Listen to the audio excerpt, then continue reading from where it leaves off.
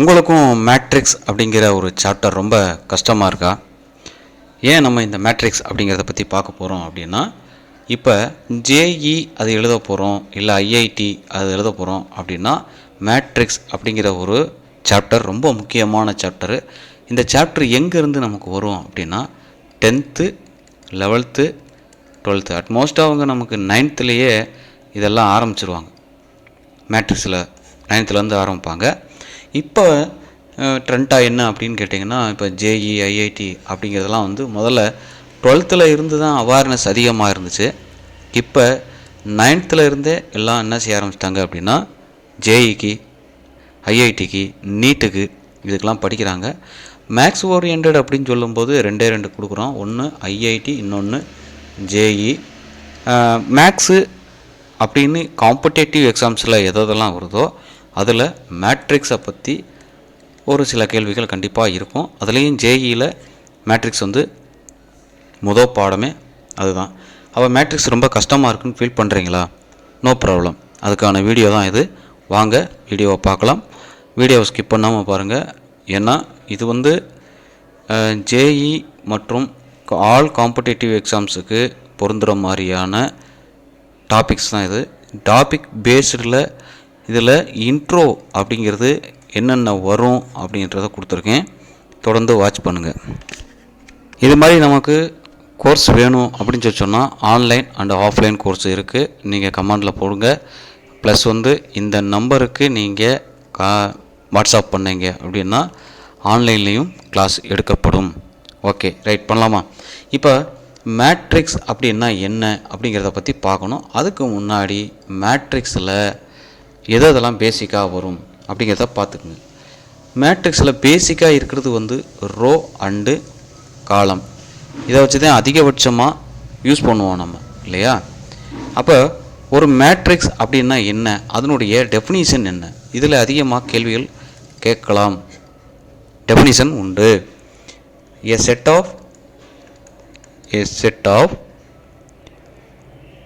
mn numbers, a set of mn numbers arranged in a form of rectangular array. அதாவது என்ன சொல்கிறாங்க அப்படின்னா, இங்கே எம்என் அப்படிங்கிறது என்ன அப்படின்னா, எம் அப்படின்னா ரோ, என்னன்னா காலம். அப்போது ஒரு ரெக்டாங்குலர் அரேனா இந்த மாதிரி ஒரு பெரிய பாக்ஸ் இருக்கும். இந்த பாக்ஸ் உள்ள நம்பர்ஸ் அரேஞ்ச் பண்ணியிருப்பாங்க. அந்த நம்பர்ஸ் எப்படி அரேஞ்ச் பண்ணியிருப்பாங்க அப்படின்னா, இங்கே 1 2 3 4 5 6 இப்படி இருக்கும். இது ஆர்டர் என்ன வேணாலும் இருக்கலாம். ஸோ நல்லா கவனிச்சுக்கோங்க. இந்த மாதிரி கிடைமட்டமாக இருக்குல்ல, ஹரிசாண்டல் லைன், இதுக்கு பேர் என்ன அப்படின்னு கேட்டிங்கன்னா ரோ அப்படின்னு பேர். ஸோ வெர்டிக்கலாக இருக்குது பார்த்தீங்களா, இதுக்கு பேர் காலம். அப்போ ஃபஸ்ட்டு நம்ம எப்போவுமே எழுதுறது ரோவை தான் எழுதுவோம். இதுக்கு பின்னாடி எத்தனை ரோ இருக்குது, எத்தனை காலம் இருக்குது, ஆர்டர் ஆஃப் மேட்ரிக்ஸ்னால் என்ன, மேட்ரிக்ஸோட கைண்ட்ஸ் ஆஃப் வெரைட்டிஸ் என்னென்ன இருக்குது அப்படிங்கிறதெல்லாம் இப்போ பின்னாடி நம்ம பார்த்துக்கிட்டே வருவோம். ஃபஸ்ட்டு இதை பற்றி நீங்கள் தெரிஞ்சுக்கிறது ரொம்ப நல்லது. ரோன்னா என்ன, காலம்னா என்ன. இப்போ ரோன்னா என்ன, காலம்னா என்ன அப்படிங்கிறத பற்றி இப்போ நம்ம பார்த்தோம் இல்லையா?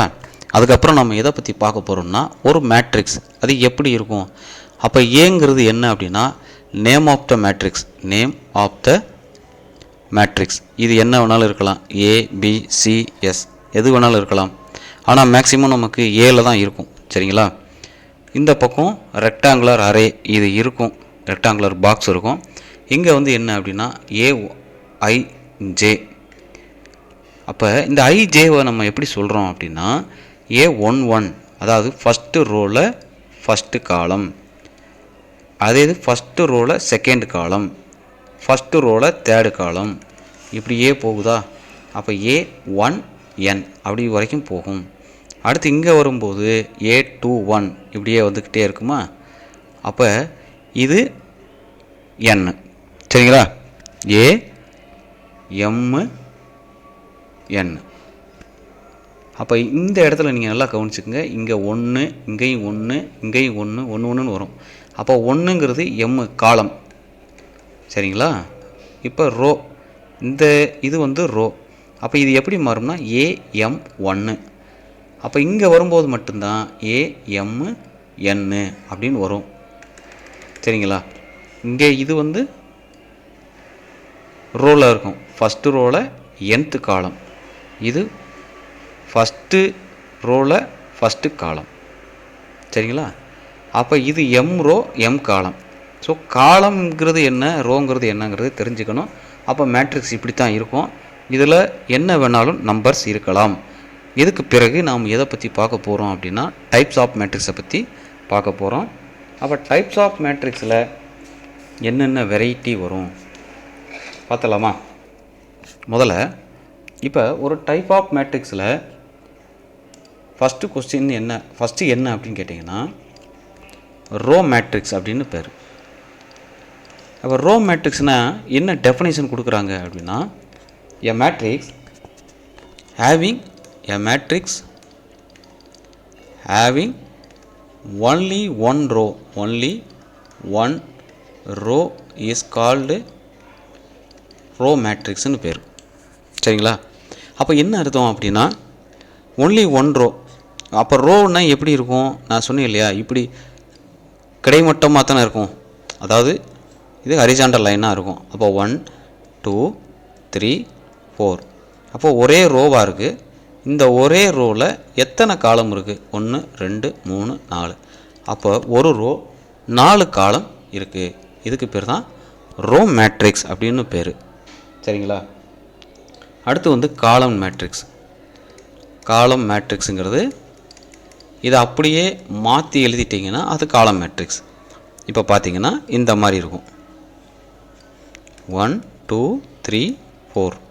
அப்போ 4 ரோ இருக்குது, ஒரே ஒரு 4 காலம் இருக்குது, ஒரே ஒரு ரோ இருக்குது. ஓகேவா? இப்போ பாருங்கள், இந்த காலம் ஒரே ஒரு காலம் இருக்கா, அதனால தான் இது காலம் மேட்ரிக்ஸ். அப்போ ஃபஸ்ட்டு வர்றது ரோ, செகண்ட் வர்றது காலம் இல்லையா? சரிதானா? ஓகே. இப்போ காலம் மேட்ரிக்ஸ் பார்த்தாச்சு, ரோ மேட்ரிக்ஸ் என்னங்கிறது பார்த்தாச்சு. இதுக்கப்புறம் என்ன பார்க்கணும் அப்படின்னா இப்போ ஸ்கொயர் மேட்ரிக்ஸ். இப்போ ஸ்கொயர் மேட்ரிக்ஸ் அப்படின்னா டெஃபினிஷன் என்ன அப்படின்னா எந்த மேட்ரிக்ஸில் ரோவும் காலமும் ஈக்குவலாக இருக்கோ அதுதான் ஸ்கொயர் மேட்ரிக்ஸு. அப்போ எப்படி எழுதுகிறோம்? எ மேட்ரிக்ஸ் in which the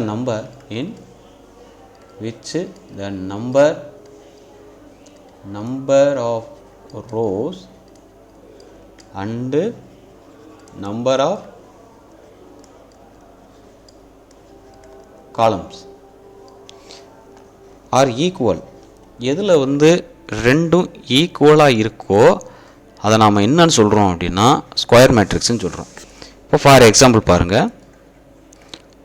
எப்படி கொடுக்குறோம் அப்படின்னா இப்போ 1 2 3 4 இது வந்து 2x2வா? அப்போ ரோவும் காலமும் எப்படி இருக்குது? ஈக்குவலாக இருக்கா? அதே மாதிரி அடுத்து பாருங்கள் 1 2 3 4 5 6 7 8 9. அப்போ இது 3x3யா? அப்போ ரோவும் காலமும் ஈக்குவலாக இருக்கா? ஸோ இதுக்கு பேர் ஸ்கொயர் மேட்ரிக்ஸ் அப்படின்னு பேர். அப்போ ஒரு ஸ்கொயர் மேட்ரிக்ஸை பொறுத்த வரைக்கும் ரோவும் காலமும் ஈக்குவலாக இருந்துட்டால் அது ஸ்கொயர் மேட்ரிக்ஸ். இப்போ நாம் அடுத்து பார்க்க போகிறது வந்து டயகோனல் மேட்ரிக்ஸு. இந்த டயகோனல் மேட்ரிக்ஸுங்கிறது வந்து என்ன அப்படின்னா நல்லா கவனிச்சுக்கங்க, இது ரொம்ப முக்கியமான விஷயம். ஒரு டயகோனல் மேட்ரிக்ஸ் அப்படிங்கிறது டெஃபினிஷன் எழுதும்போது இந்த டெஃபினிஷனை நீங்கள் புரிஞ்சுக்கிட்டிங்கன்னா இன்னும் ரொம்ப ஈஸியாக இருக்கும். எ ஸ்கொயர் மேட்ரிக்ஸ். அப்போ இதில் என்ன கண்டிஷன் அப்படின்னா டயகோனல் மேட்ரிக்ஸாக இருக்கணும்னா கண்டிப்பாக நமக்கு ஸ்கொயர் மேட்ரிக்ஸாக இருக்கணும். கண்டிப்பாக அது வந்து என்னவாக இருக்கணும்? ஸ்கொயர் மேட்ரிக்ஸாக இருக்கணும். அப்படி இருக்கும்போது ஏவோட வேல்யூ ஏஐஜே, இந்த உள்ளே இருக்கக்கூடிய எலமெண்ட்ஸ் எல்லாம் எப்படி இருக்கணும்னா ஃபஸ்ட்டு ரோ ஃபஸ்ட்டு காலம்னு இருக்கணும். அப்போ ரெண்டுமே நமக்கு எப்படி இருக்கணும்? ஈக்குவலாக இருக்கணும். அப்படி ஈக்குவலாக இருந்துட்டால் அதுக்கு பேர் ஸ்கொயர் மேட்ரிக்ஸ் அப்படின்னு பேர். சரிங்களா? அப்போ டயகோனல் மேட்ரிக்ஸ்னு எதை சொல்கிறோம் அப்படின்னா இதில் 2 கண்டிஷன் நம்ம கொடுக்கணும். ஒன்று பார்த்துங்களேன். இஃப் ஆல் த எலமெண்ட்ஸ் உள்ளே இருக்கக்கூடிய எல்லா எலமெண்ட்டும் எப்படி இருக்கும் அப்படின்னு சொல்லி சொன்னால் ஜீரோவாக இருக்கும். Accept all the elements R zero accept those leading diagonal இப்போ நல்லா புரிஞ்சுக்குங்க. இதுதான் கண்டிஷன். இப்போ இதில் தான் கண்டிஷன் இருக்குது. முதல் கண்டிஷன் என்ன அப்படின்னு கேட்டிங்கன்னா, இப்போ ஏஐஜே ஈக்குவல் டு 0. இப்போ ஒரு உதாரணம் பாருங்களேன். இது டயகோனல் மேட்ரிக்ஸ்னால் இங்கே எப்படி இருக்கணும்னா, இங்கே 3 இருக்குது, இங்கே 0 0, இங்கே 0 4 0 0 0 5 வச்சுக்கோங்களேன். இப்படி இருக்குன்னு வச்சுக்கோங்களேன். அப்போ டயகோனல் மேட்ரிக்ஸை பொறுத்த வரைக்கும் இப்போ ஏஐஜே இருக்கா? இந்த ஏஐஜேன்னா ரோவும் காலமும் ஈக்குவலாக இல்லாதப்ப அது என்னவாக இருக்கும்னா ஜீரோவாக இருக்கும். இப்போ பாருங்களேன், இது A12வா, இங்கே ரோ 1, இங்கே காலம் 2, அப்போ 2 ஈக்குவலாக இல்லை. ஸோ அந்த இடம் 0. அவங்க என்ன சொல்கிறாங்கன்னா, இப்போ ரோவும் காலமும் ஈக்குவலாக இல்லைன்னா அது ஜீரோவாக இருக்கும். சப்போஸ் ஏஐஐ ரெண்டும் ஒரே மாதிரி இருந்துச்சுன்னா அது கான்ஸ்டண்ட்டாக இருக்கும். எப்படி கான்ஸ்டண்ட்டாக இருக்கும்னு சொன்னால் வேறு கான்ஸ்டண்ட்டாக இருக்கும், சேமாக இருக்காது. இப்போ 3 4 5 வேறு கான்ஸ்டண்ட்டாக இருக்கா? இதுதான் வேலை. இப்போ இங்கே கான்ஸ்டண்ட்டை பொறுத்த வரைக்கும் சேம் கான்ஸ்டன்ட் வந்துருச்சுன்னா அது ஸ்கேலார் மேட்ரிக்ஸு. சரிங்களா? அது ஸ்கேலார் மேட்ரிக்ஸு. சப்போஸ் வேறு மாதிரியான கான்ஸ்டண்ட்டாக இருந்துச்சுன்னா அது டயகோனல் மேட்ரிக்ஸ்னு பேர். இப்போ ஸ்கேலார் மேட்ரிக்ஸும் அதே தான். A matrix definition, A matrix called scalar matrix அப்படின்னு கொடுத்துருப்பாங்க. இதுக்கு என்ன இருக்குன்னா ஏ ஸ்கொயர் மேட்ரிக்ஸ். இதுக்கு எப்படி இருக்குன்னா ஏ ஸ்கொயர் மேட்ரிக்ஸ். இதுக்கு கண்டிப்பாக என்னவாக இருக்கணும்னா ஸ்கொயர் மேட்ரிக்ஸாக இருக்கணும். அப்போ அப்படி இருக்கும்போது ஏவோட வேல்யூ எப்படி இருக்கும்னா ஏஐஜே அப்படி இருக்கும். ரோவும் காலமும் ஈக்குவலாக இருக்கும். அப்போ இது கண்டிஷனை ப்ரூவ் பண்ணணும். என்ன கண்டிஷனை ப்ரூவ் பண்ணணும்? ஏஐஜே ஐயும் ஜேவும் ஈக்குவலாக இல்லாதப்ப அது ஜீரோவாக இருக்கும். அப்புறம் ஏவும் ரோவும் காலமும் ஈக்குவலாக இருக்கிறப்ப அது சேம் கான்ஸ்டண்ட்டாக இருக்கும். சேம் கான்ஸ்டன்ட் நல்லா புரிஞ்சுக்குங்க. ஒரே ஒரு கான்ஸ்டன்ட் தான் இருக்கும். இப்போ ஒரு உதாரணம் பார்த்தீங்கன்னா, இங்கே 5 0 0 அப்படி எழுதுகிறோம்னா இந்த டயகோனலில் எல்லா இடத்துலையுமே 5 தான் இருக்கும், மற்ற இடம் ஃபுல்லாக ஜீரோவாக இருக்கும். சரிங்களா? அப்போ C is not equal to 0. கண்டிப்பாக அது என்னவாக இருக்கக்கூடாது? ஜீரோவாக இருக்கக்கூடாது. இது கம்பல்சரி கேட்பாங்க. இது ஸ்கேலார் மேட்ரிக்ஸு டயகோனல் மேட்ரிக்ஸு இதில் எல்லாம் கம்பல்சரி என்னவாக இருக்கணும்னா ஸ்கொயர் மேட்ரிக்ஸாக இருக்கணும். கம்பல்சரி அது ஸ்கொயர் மேட்ரிக்ஸாக இருக்கணும். சரிங்களா? ரைட். இப்போ நம்ம என்னென்ன பார்த்துருக்கோம்? டயகோனல் மேட்ரிக்ஸ் பார்த்துருக்கோம், ஸ்கேலார் மேட்ரிக்ஸ் பார்த்தாச்சு. இதுக்கப்புறம் எதை பற்றி பார்க்கணும் அப்படின்னா யூனிட் மேட்ரிக்ஸு. இப்போ யூனிட் மேட்ரிக்ஸ், இந்த யூனிட் மேட்ரிக்ஸ் அப்படிங்கிறது என்ன அப்படின்னா வேறு ஒன்றுமே கிடையாது. அதுவும் நம்ம ஸ்கொயர் மேட்ரிக்ஸாக இருக்கணும். ஏ ஸ்கொயர் மேட்ரிக்ஸ், அதாவது ஒரு ஸ்கொயர் மேட்ரிக்ஸில் ஏவோட வேல்யூ எப்படி இருக்கும்? ஏஐஜே. அப்போ ரோவும் காலமும் ஈக்குவலாக இருக்கும். அதனால தான் அதை என்ன சொல்கிறோம்? ஸ்கொயர் மேட்ரிக்ஸ்னு சொல்கிறோம். இது ஐடென்டிட்டி மேட்ரிக்ஸாக இருக்கிறதுக்கு 2 கண்டிஷனை ப்ரூவ் பண்ணணும். ஒன்று என்ன அப்படின்னு கேட்டிங்கன்னா ஏஐஜே அதே தான், ஐயும் ஜேவும் நாட் ஈக்குவலாக இருக்கிறப்ப நமக்கு என்ன வந்துடும்? 0ன்னு வந்துடும். ஆனால் இப்போ ஐயும் ஜேவும் ஈக்குவலாக இருக்கிறப்போ 1 தவிர வேறு எதுவும் வராது. Is equal to J. இப்போ ஒரு உதாரணம் பார்த்திங்கன்னா 1 0 0 1, இது 2x2 மேட்ரிக்ஸு. சரிங்களா? இப்போ இதே 3x3னா 1 0 0 0 1 0 0 0 1. இதுதான் யூனிட் மேட்ரிக்ஸ். யூனிட் மேட்ரிக்ஸ்னால் டயகோனலில் ஒன்றை தவிர வேறு எதுவும் வராது. அப்போ நமக்கு கான்செப்ட் என்ன அப்படின்னா நல்லா புரிஞ்சுக்குங்க. இப்போ ஒரு டயகோனல் மேட்ரிக்ஸில் டயகோனலில் என்ன நம்பர் வேணாலும் இருக்கலாம். அது கான்ஸ்டண்ட்டாக இருக்கணும், மற்ற இடம் ஜீரோவாக இருக்கணும். இப்போ ஸ்கேலார் மேட்ரிக்ஸில் டயகோனல் சேமாக தான் இருக்கும், ஒரே நம்பர் மட்டும்தான் வரும். சரிங்களா? இதுதான் ஸ்கேலார் மேட்ரிக்ஸ். ஒரே நம்பர் தான் வரும், வேறு எந்த நம்பரும் வராது. 5 தான் வரணும்னு அவசியம் இல்லை, எந்த நம்பர் வேணாலும் வரலாம். சரிங்களா? ஆனால் யூனிட் மேட்ரிக்ஸை பொறுத்த வரைக்கும் டயகோனலில் ஒன்றை தவிர வேறு எதுவும் வராது. இதுதான் யூனிட் மேட்ரிக்ஸு. அதுக்கப்புறம் என்ன மேட்ரிக்ஸ் அப்படின்னா நல் மேட்ரிக்ஸ் அப்படின்னு பேர். இந்த நல்லு ஆர் ஜீரோ. நல்னால் என்ன அர்த்தம் அப்படின்னா உள்ளே இருக்கிற எல்லா எலமெண்ட்டும் ஜீரோவாக இருக்கும். என் மேட்ரிக்ஸ் தான். இது ஸ்கொயர் மேட்ரிக்ஸாக இருக்கணுன்ற அவசியம் இல்லை. whose all elements are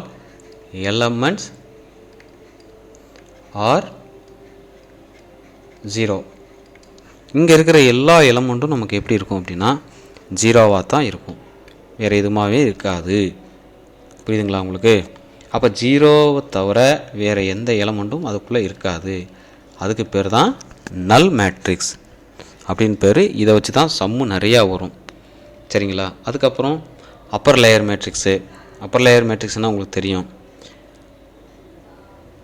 எல்லா இடமும் ஜீரோவாக இருக்கும், அப்பர் லேயரில் மட்டும் நம்பர் இருக்கும். அப்பர் லேயர் மேட்ரிக்ஸு, அப்பர் ட்ரையாங்குலர்னு சொல்லுவாங்க. இதுக்கு பேர் அப்பர் ட்ரையாங்குலர் மேட்ரிக்ஸு. இந்த அப்பர் ட்ரையாங்குலர் மேட்ரிக்ஸ்னால் இப்போ 1 2 3, அடுத்து 0 2 5 வச்சுக்கிறோமே. இங்கே 0 0 1 இப்படி இருக்குன்னு வச்சுக்கோங்களேன். இப்போ நீங்கள் இதை ஃபார்ம் பண்ணிங்கன்னா இங்கே இது ஒரு ட்ரையாங்குலாக இருக்கும். பார்த்திங்கன்னா தெரியும், இது அப்பர் ட்ரையாங்குலர். இது இப்படியே மாறிடுச்சுன்னா அதுக்கு பேர் லோவர் ட்ரையாங்குலர் மேட்ரிக்ஸு. ஸோ இது வரைக்கும் நாம் மேட்ரிக்ஸோட கைண்ட்ஸ் ஆஃப் வெரைட்டிஸ், என்னென்ன கைண்ட்ஸ் இருக்குது, அது என்னென்ன மாதிரியான பேர்லையெல்லாம் நம்ம சொல்கிறோம். இதெல்லாம் ஏன் சொல்லியிருக்கோம் அப்படின்னா இதை வச்சு தான் இனிமேல் நமக்கு சம்மு வரும். ஸோ இன்னி அடுத்து நமக்கு ஜேஇயில் மற்ற காம்படேட்டிவ் எக்ஸாம்ஸில் எப்படியெல்லாம் கொஸ்டின் கேட்பாங்க, எது மாதிரி கொஸ்டின் கேட்பாங்க, அதில் நாம் எப்படி சிம்பிளாக போடுறது அப்படிங்கிறத பற்றி பார்ப்போம். தொடர்ந்து வாட்ச் பண்ணுங்கள் நம்முடைய சேனலை.